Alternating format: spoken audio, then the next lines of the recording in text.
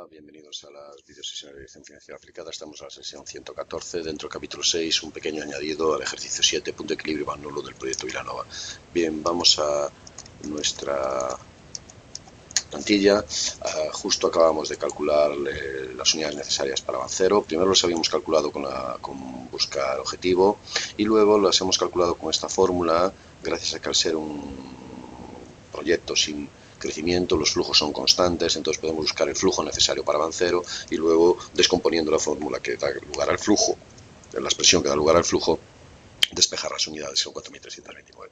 Bien, pues queremos ver ahora cómo evolucionan el valor actual de los ingresos, el valor actual de los costes fijos más la inversión, el valor actual de los costes variables más los impuestos y el valor actual de los costes totales en función de las diferentes unidades de venta. Entonces, el valor actual de los ingresos va a ser igual a VNA, la tasa de descuento, que cogemos aquí, punto y coma, y cogemos los ingresos los 4 años. Ese será el valor actual de los ingresos. El valor actual de los costes fijos más la inversión será la inversión, más VNA, la tasa de descuento, y cogemos los costes fijos. Fijaros que hemos cogido los ingresos, los costes fijos, que es lo que es independiente de las unidades vendidas. Lo que es independiente de las unidades vendidas son la inversión inicial y los costes fijos. Luego vamos a coger la parte que es variable, que son los costes variables y los impuestos. Será VNA, la tasa de descuento, punto y coma, los costes variables, más VNA, la tasa de descuento, punto y coma, los costes fijos. Esto es, los impuestos. Hemos puesto los costes variables y los impuestos, que son los dos elementos que dependen de las unidades de venta. El valor actual de los costes totales será el valor actual de los costes fijos más inversión más los impuestos para adentro, y el VAN será el valor actual de los ingresos menos el valor actual de los costes totales. Fijémonos, 594, que es nuestro VAN original. ¿De acuerdo? Pues ahora que tenemos estas fórmulas aquí montadas que nos permiten calcular el VAN separando esos elementos con la herramienta tabla, queremos ver que nos dé esos resultados con estos diferentes niveles de ventas. Entonces, datos, análisis de hipótesis, tabla de datos, la entrada de la fila, en este caso es la fila, son las unidades de venta.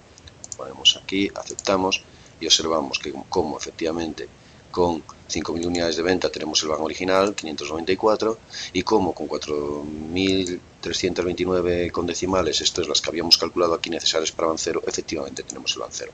Bien, pues una vez que tenemos estos datos, que no es lo mismo que el punto de equilibrio, porque en el punto de equilibrio teníamos la cuenta de resultados para el año inicial para dar un beneficio cero. En este caso no es una cuenta de resultados, es una cuenta de valores actuales, valor actual de los ingresos, valor actual de la parte fija del flujo, que es costes fijos e inversión, valor actual de la parte variable, coste variable más impuestos, los costes totales, el VAN. Bien, pues con estos elementos hacemos este gráfico, que como vemos se parece mucho al anterior. Tenemos, en vez de costes fijos y amortización, tenemos costes fijos más inversión, la parte constante del flujo, que no depende de las unidades de venta, la parte del VAN que no depende de las unidades de venta. Luego tenemos el valor actual de los ingresos arrancando de cero, evidentemente, cuanto más vendamos el valor actual de los ingresos es más alto. Tenemos el valor actual de los costes totales sumando costes fijos más variables, añadiendo los variables, y el VAN vemos que a 4.330 unidades, también aquí con un título dinámico del gráfico que hemos hecho aquí, pues es cuando se consigue VAN cero. Quizás nos llama la atención ver que cuando vendemos cero, los costes totales son inferiores a los fijos. ¿Por qué? Fijemos lo que ocurre cuando vendemos cero. Tenemos un valor actual de los costes fijos y los variables, y los más impuestos es negativo. ¿Por qué? Porque si vendemos cero, vamos a poner aquí que vendemos 0 unidades, tendremos pérdidas y los impuestos serán negativos, tendremos derecho a descontar esas pérdidas y a tener un ahorro fiscal por esas pérdidas, y por lo tanto los costes variables serán negativos. Por eso cuando vendemos cero tenemos que los costes totales son más pequeños que los costes fijos, porque los variables son negativos, no por los variables sino por la parte que lleva de los impuestos. Bien, entonces aquí tenemos un gráfico que se parece mucho al otro. Entonces aprovechamos un gráfico muy conocido, una metodología muy conocida como es la del punto de equilibrio contable, que calcula el beneficio cero a partir de ingresos, costes fijos, variables, viendo la parte que es constante, independiente de las unidades de venta, y la parte que no. Hacemos la misma metodología, pero en este caso para el VAN. Bien, las unidades que pasan de 4.001 a 4.330, esas 330 unidades son las que necesita el proyecto para poder rentabilizar ese 1.300.000 de inversión a ese 11% durante esos 4 años.